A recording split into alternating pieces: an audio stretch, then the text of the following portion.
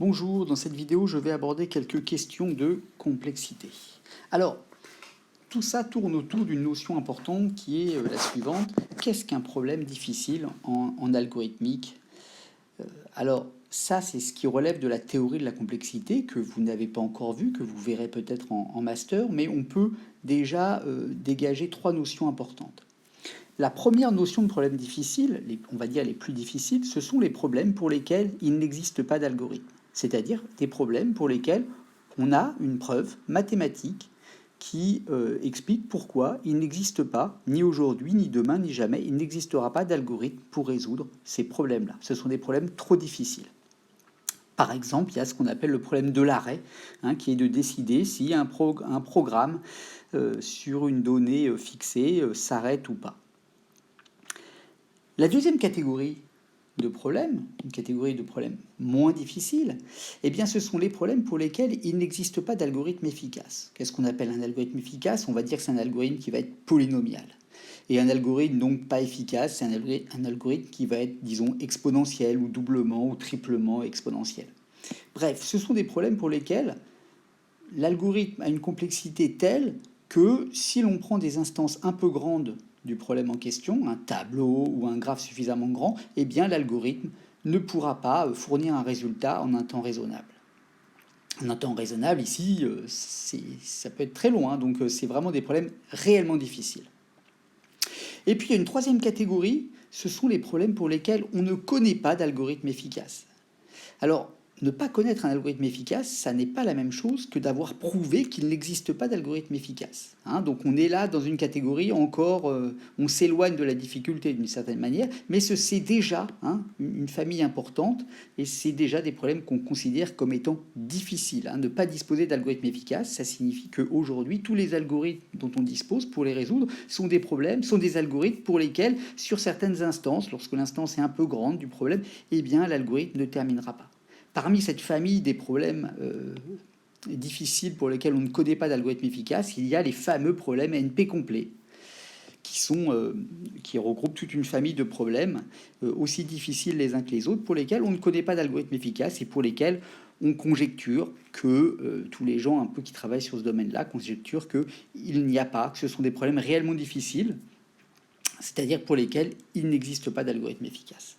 Donc nous, on va voir plusieurs problèmes et on va voir des variantes de problèmes qu'on a déjà regardées, c'est des variantes de problèmes pour lesquels on dispose d'algorithmes efficaces. On va voir que pour certaines variantes, ils tombent dans la famille des problèmes NP complets et donc de problèmes difficiles. Alors, premier problème qu'on peut regarder, c'est le problème, donc tous les problèmes que je vais regarder ici, ce sont des problèmes dits d'accessibilité, où on va se donner un graphe. Donc là, je vais me prendre un graphe orienté, je vais me prendre deux sommets x, y, et puis je vais me poser la question de chemin à l'intérieur de ce graphe-là. Et là, typiquement, je veux répondre à la question, existe-t-il un chemin de x à y dans le graphe G?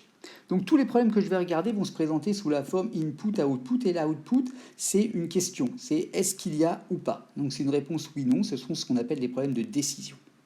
Donc là, la question, c'est est-ce qu'il existe un chemin de x à y? Alors, on a déjà répondu à cette question.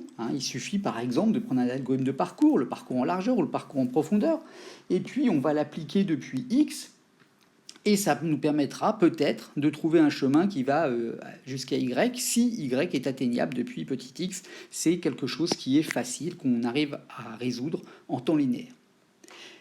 Le deuxième problème qu'on peut regarder, c'est le suivant, c'est on donne encore une fois un graphe orienté, et cette fois-ci on se donne trois sommets, x, y et z, et la question qu'on se pose, c'est est-ce qu'il existe un chemin de x jusqu'à y qui passe par z?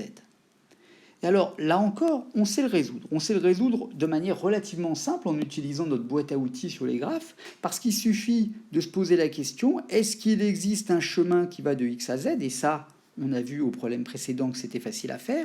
Et ensuite, on va se demander, est-ce qu'il y a un chemin qui va de z à y?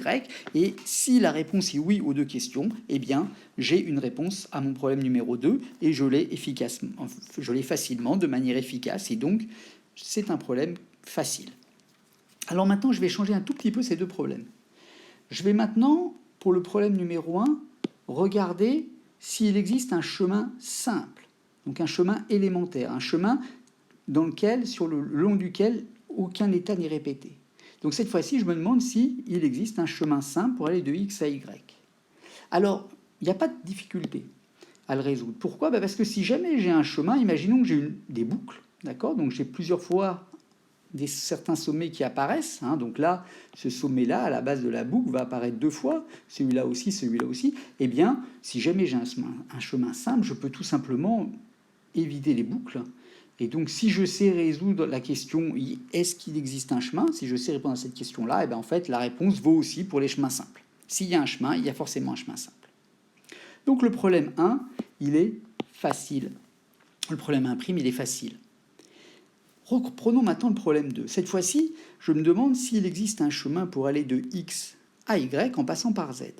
Alors, ce que j'avais fait tout à l'heure, eh bien, c'était de me dire, je vais chercher un chemin qui va aller de x à z, et ensuite, je vais chercher un chemin qui va aller de z à y. Et j'avais fait quelque chose comme ça, et on avait vu qu'on pouvait répondre à la question. Mais si maintenant, j'impose que le chemin qui va de x à y est un chemin simple, c'est beaucoup plus difficile.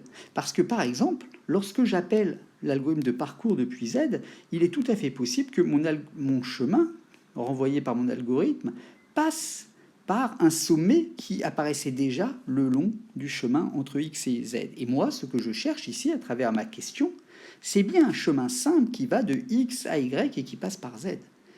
Et en fait, on ne sait pas résoudre efficacement ce problème-là.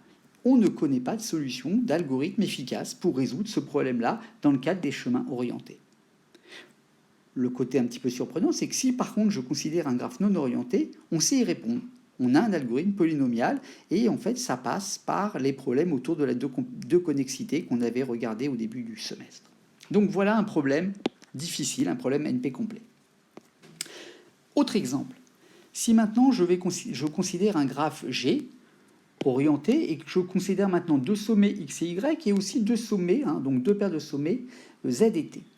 Et la question que je pose, c'est maintenant, est-ce qu'il est possible de relier, d'avoir un chemin qui va de x à y et aussi un chemin de z à t de cette manière-là, sans que les chemins se croisent.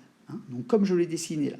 J'interdis le fait que, par exemple, le chemin ici puisse faire ce genre de choses. Ok, ça c'est interdit. Eh bien ce problème-là est un problème NP complet. Et donc je ne connais pas d'algorithme efficace. Les seuls algorithmes dont on dispose aujourd'hui sont des algorithmes qui sont exponentiels. Si je considère le même problème dans le cadre des graphes non orientés, eh bien là par contre je dispose d'un algorithme polynomial. Alors on voit que c'est assez subtil parce que je peux même rajouter une chose, c'est que si au lieu de définir mon problème en disant je prends 2 paires de sommets, et là j'impose que x rejoigne y et que z rejoigne t, mais en fait si je disais juste que je cherche un chemin entre x et z ou t et puis y et puis celui que je n'ai pas pris, donc j'autorise par exemple d'aller de x à t et de z à y, ou alors de x à y et de z à t, si je laisse libre le choix de l'appariement entre les paires, et bien là c'est un problème facile. Ok, donc en fait c'est très très subtil, on passe d'un problème facile à un problème difficile et d'un problème difficile à un problème facile avec une toute petite nuance. Alors c'est à la fois une très mauvaise nouvelle parce qu'en fait d'avoir 2 problèmes qui se ressemblent, ça ne veut pas dire qu'on dispose d'une solution efficace pour résoudre le deuxième lorsqu'on avait un algorithme efficace pour le premier. Ça peut être aussi une bonne surprise lorsqu'on a un problème difficile et qu'en fait, on voit qu'en le changeant un petit peu, on arrive à un problème beaucoup plus facile. Mais ce que ça veut dire, de toute façon, dans tous les cas, c'est qu'il faut faire extrêmement attention. Je vais considérer un autre exemple. Cette fois-ci, dans les graphes orientés évalués. Donc je prends un graphe G comme ça, et je vais prendre un entier K, ou peu importe, un réel, ça ne pose aucun problème, et je vais me donner 2 sommets X et Y. Et là, je vais considérer le problème suivant, est-ce qu'il existe un chemin de X à Y de longueur, ou plutôt, on va dire, de poids, je fais bien référence à la fonction W sur les chemins, donc de poids inférieur ou égal à K. Alors pour résoudre ce problème-là, c'est assez simple. Ce qu'on peut voir, c'est que si c'est le cas, s'il y a un chemin de x à y de poids inférieur ou égal à k, eh bien, soit c'est parce qu'on peut passer par un circuit strictement négatif le long du chemin qui va de x à y, je peux tomber dans le circuit strictement négatif et le prendre suffisamment de fois pour faire descendre le poids total du chemin suffisamment bas pour que je puisse finir le chemin jusqu'à Y tout en restant sous la barrière des K. Ça, c'est le premier cas de figure. Le deuxième cas de figure, c'est tout simplement s'il existe un plus court chemin de X à Y avec une distance inférieure ou égale à K, avec un poids inférieur ou égal à K.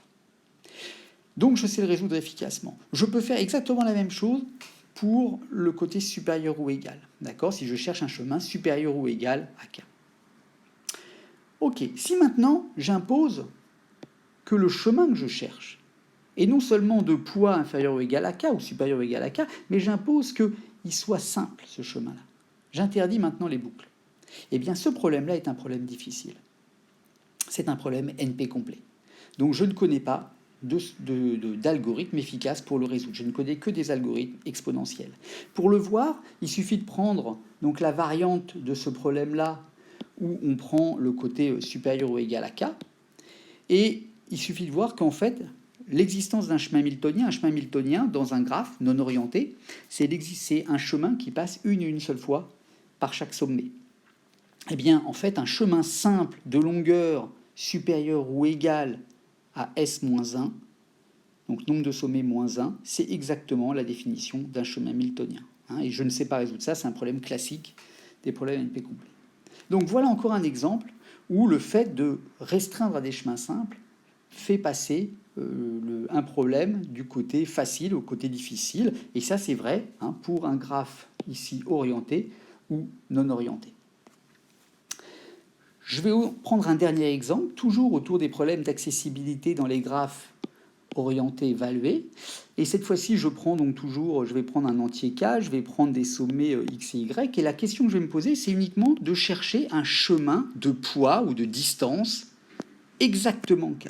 Donc cette fois-ci, je ne cherche pas inférieur à K, je ne cherche pas supérieur à K, je cherche juste un chemin quelconque exactement égal à K. Eh bien ça, c'est un problème, encore une fois, NP complet. Et sa dureté tient au fait qu'on considère toujours que les nombres sont codés en binaire. Je reviendrai sur ces questions-là un peu plus tard. Mais ce qui est intéressant, encore une fois, c'est de voir que le passage d'un problème facile à un problème difficile est quelque chose d'assez fin et qu'il faut faire extrêmement attention à la définition des problèmes. Donc là, j'ai rappelé les problèmes qu'on a à regarder et je mentionne les résultats. Donc P, ce sont les algorithmes faciles dans les graphes ici non orientés ou orientés. Donc on voit qu'il y a plus de problèmes difficiles dans les graphes orientés, c'est vrai. Par contre, quand on prend les graphes valués, peu importe orientés ou non orientés, tout ce qu'on a vu, ils sont difficiles dans ces cas-là, sauf que j'ai fait une erreur et que ici, c'est bien un problème